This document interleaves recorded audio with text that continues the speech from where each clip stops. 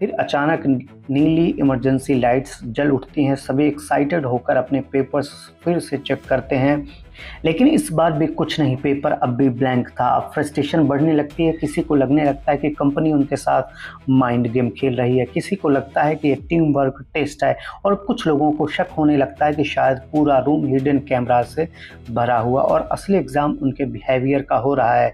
इसी बीच वाइट एक चाल चलता है। वो कहता है कि रूल्स में सिर्फ अपना पेपर खराब करने से मना किया गया है, दूसरे का नहीं। वो बाहर निकाली गई कैंडिडेट का पेपर उठाता है और उस पर हर पॉसिबल एक्सपेरिमेंट करने लगता है।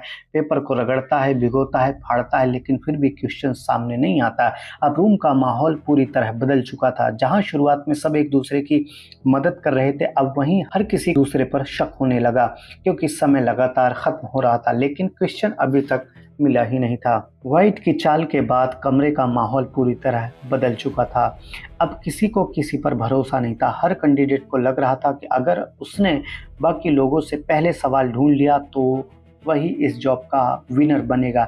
इसी बीच व्हाइट एक कैंडिडेट को धमकाकर उसका पेपर छीन लेता है। उसे लगता है कि शायद किसी के पेपर पर अलग क्वेश्चन लिखा हो, लेकिन जब वो सारे पेपर्स चेक करता है तब भी शीट पूरी बिल्कुल ब्लैंक होती है।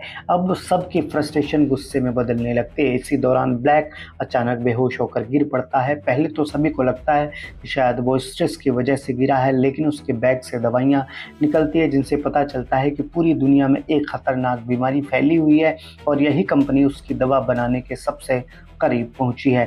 अब सबको समझ आता है कि ये कोई नॉर्मल जॉब इंटरव्यू नहीं था। जिस कंपनी में नौकरी मिलने वाली है उसके फैसले पर शायद लाखों लोगों की जिंदगी टिकी हुई है, लेकिन व्हाइट को इन सब के सामने कोई फर्क नहीं पड़ता। उसका पूरा फोकस सिर्फ जीतने पर था। वो गार्ड की बंदूक छीनने की कोशिश करता है और कमरे का माहौल पूरा हिंसक हो जाता है। भाग दौड़ के दौरान एक कैंडिडेट गलती से अपने ही पेपर पर कुछ गिरा देता है। गार्ड बिना एक सेकंड गंवाए उसे भी डिस्क्वालीफाई कर देता है। अब